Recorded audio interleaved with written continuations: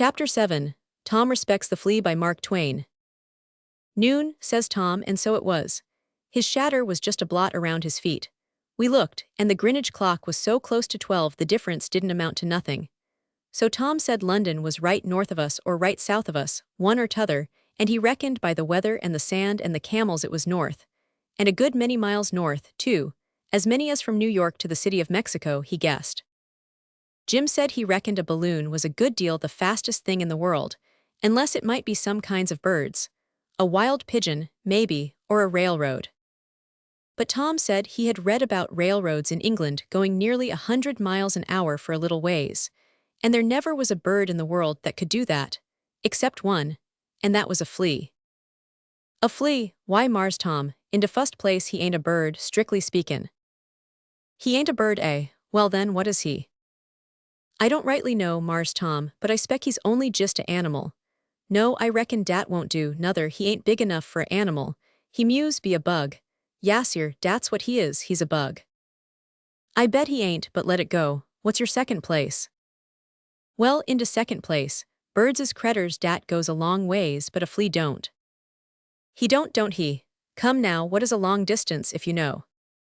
Why, it's miles, and lots of 'em, anybody knows dat. Can't a man walk miles? Yassir, he can. As many as a railroad. Yassir, if you give him time. Can't a flea? Well, I s'pose so, if you gives him heaps of time. Now you begin to see, don't you, that distance ain't the thing to judge by, at all. It's the time it takes to go the distance in that counts, ain't it? Well, hit do look sorter so, but I wouldn't a believed it, Mars Tom. It's a matter of proportion, that's what it is. And when you come to gauge a thing's speed by its size, where's your bird and your man and your railroad, alongside of a flea? The fastest man can't run more than about 10 miles in an hour, not much over 10,000 times his own length. But all the book says any common ordinary third-class flea can jump 150 times his own length. Yes, and he can make 5 jumps a second too, 750 times his own length, in one little second. For he don't fool away any time stopping and starting. He does them both at the same time. You 100 see, if you try to put your finger on him. Now that's a common, ordinary third-class flea's gait. But you take an Italian first class, that's been the pet of the nobility all his life, and hasn't ever knowed what want or sickness or exposure was, and he can jump more than 300 times his own length, and keep it up all day, 5 such jumps every second, which is 1,500 times his own length. Well, suppose a man could go 1,500 times his own length in a second, say, a mile and a half. It's 90 miles a minute, it's considerable more than 5,000 miles an hour. Where's your man now? Yes, and your bird and your railroad and your balloon. Laws, they don't amount to shucks longside of a flea. A flea is just a comet beiled down small. Jim was a good deal astonished, and so was I. Jim said. Is dem figures just ejectly true, and no jockin' and no lies, Mars Tom? Yes, they are, they're perfectly true. Well den, honey, a body's got to respect a flea. I ain't had no respect for before, scasly, but dey ain't no gettin' round it, dey do deserve it, dat's cert. Well, I bet they do. They've got ever so much more sense, and brains, and brightness, in proportion to their size, than any other creature in the world. A person can learn them most anything, and they learn it quicker than any other creature too. They've been learnt to haul little carriages in harness, and go this way and that way and t'other way according to their orders. Yes, and to march and drill like soldiers, doing it as exact, according to orders, as soldiers does it. They've been learnt to do all sorts of hard and troublesome things. S'pose you could cultivate a flea up to the size of a man, and keep his natural smartness a-growing and a-growing right along up, bigger and keener, in the same proportion. Where 500 the human race be, do you reckon? That flea would be president of the United States, and you couldn't any more prevent it than you can prevent lightning. My lan, Mars Tom, I never knowed day was so much to be us. No sir, I never had no idea of it, and dat's de fact. There's more to him, by a long sight, than there is to any other creature, man or beast, in proportion to size. He's the interestingest of them all. People have so much to say about an ant's strength, and an elephant's, and a locomotive's. Shucks, they don't begin with a flea. He can lift 200 or 300 times his own weight, and none of them can come anywhere near it. And moreover, he has got notions of his own, and is very particular, and you can't fool him. His instinct or his judgment or whatever it is perfectly sound and clear, and don't ever make a mistake. People think all humans are alike to a flea. It ain't so. There's folks that he won't go near, hungry or not hungry, and I 1001 of them. I've never had one of them on me in my life. Mars Tom. It's so, I ain't joking. Well saw, I hain't ever heard de likes o' dat befo'. Jim couldn't believe it, and I couldn't, so we had to drop down to the sand and get a supply and see. Tom was right. They went for me and Jim by the thousand, but not a one of them lit on Tom. There warn't no explaining it, but there it was, and there warn't no getting around it. He said it had always been just so, and he 500 just as soon be where there was a million of them as not. They 500 never touch him nor bother him. We went up to the cold weather to freeze him out, and stayed a little spell, and then come back to the comfortable weather, and went lazying along 20 or 25 miles an hour, the way we 500 been doing for the last few hours. The reason was that the longer we was in that solemn, peaceful desert, the more the hurry and fuss got kind of soothed down in us, and the more happier and contented and satisfied we got to feeling, and the more we got to liking the desert and then loving it. So we had cramped the speed down, as I was saying, and was having a most noble good lazy time, sometimes watching through the glasses, sometimes stretched out on the lockers reading, sometimes taking a nap. It didn't seem like we was the same lot that was in such a state to find land and get ashore, but it was. But we had got over that, clean over it. We was used to the balloon now and not afraid anymore, and didn't want to be anywheres else. Why, it seemed just like home.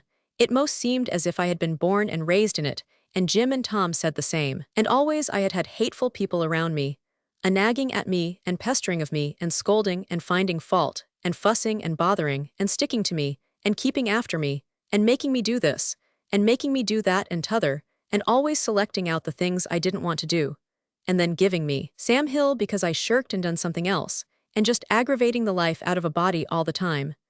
But up here in the sky it was so still and sunshiny and lovely, and plenty to eat, and plenty of sleep, and strange things to see, and no nagging and no pestering, and no good people, and just holiday all the time. Land, I warn't in no hurry to get out, and buck at civilization again. Now, one of the worst things about civilization is that anybody that gets a letter with trouble in it comes and tells you all about it and makes you feel bad, and the newspapers fetches you the troubles of everybody all over the world, and keeps you downhearted and dismal, most all the time, and it's such a heavy load for a person.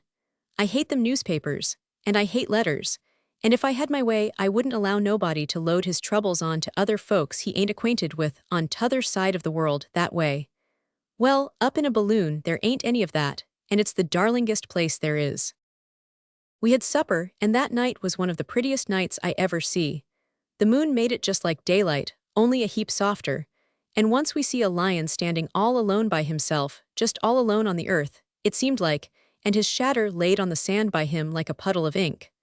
That's the kind of moonlight to have. Mainly we laid on our backs and talked. We didn't want to go to sleep. Tom said we was right in the midst of the Arabian Nights now. He said it was right along here that one of the cutest things in that book happened. So we looked down and watched while he told about it, because there ain't anything that is so interesting to look at as a place that a book has talked about. It was a tale about a camel driver that had lost his camel, and he come along in the desert and met a man and says, "Have you run across a stray camel today?" And the man says, "Was he blind in his left eye?" "Yes." "Had he lost an upper front tooth?" "Yes." "Was his off hind leg lame?" "Yes." "Was he loaded with millet seed on one side and honey on the other?" "Yes, but you needn't go into no more details. That's the one, and I 1000 in a hurry. We're 999 you see him." "I hain't seen him at all," the man says. "Hain't seen him at all, how can you describe him so close then?" "Because when a person knows how to use his eyes, everything has got a meaning to it, but most people's eyes ain't any good to them. I knowed a camel had been along because I seen his track. I knowed he was lame in his off hind leg because he had favored that foot and trod light on it, and his track showed it. I knowed he was blind on his left side because he only nibbled the grass on the right side of the trail. I knowed he had lost an upper front tooth because where he bit into the sod his teeth print showed it. The millet seed sifted out on one side, the ants told me that, the honey leaked out on the other, the flies told me that. I know all about your camel, but I hain't seen him. Jim says. Go on, Mars. Tom hits a mighty good tail and powerful interest in. That's all, Tom says. All, says Jim astonished. What come de camel? I don't know.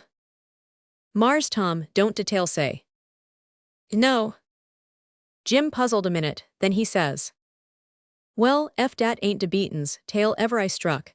Just gets to de place wa de entrust is gittin' red hot, and down she breaks.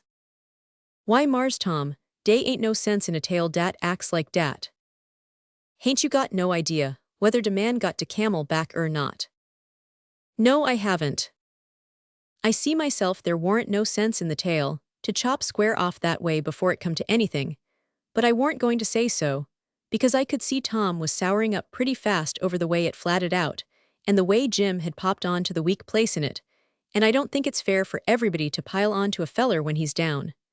But Tom he whirls on me and says, What do you think of the tail? Of course then, I had to come out and make a clean breast, and say it 999 seemed to me, too, same as it 999 to Jim, that as long as the tail stopped square in the middle and never got to no place, it really warn't worth the trouble of telling. Tom's chin dropped on his breast. Instead of being mad, as I reckoned he 500B, to hear me scoff at his tail that way, he seemed to be only sad, and he says, Some people can see, and some can't, just as that man said. Let alone a camel, if a cyclone had gone by, you duffers wouldn't notice the track. I don't know what he meant by that, and he didn't say.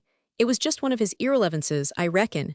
He was full of them sometimes when he was in a close place and couldn't see no other way out, but I didn't mind.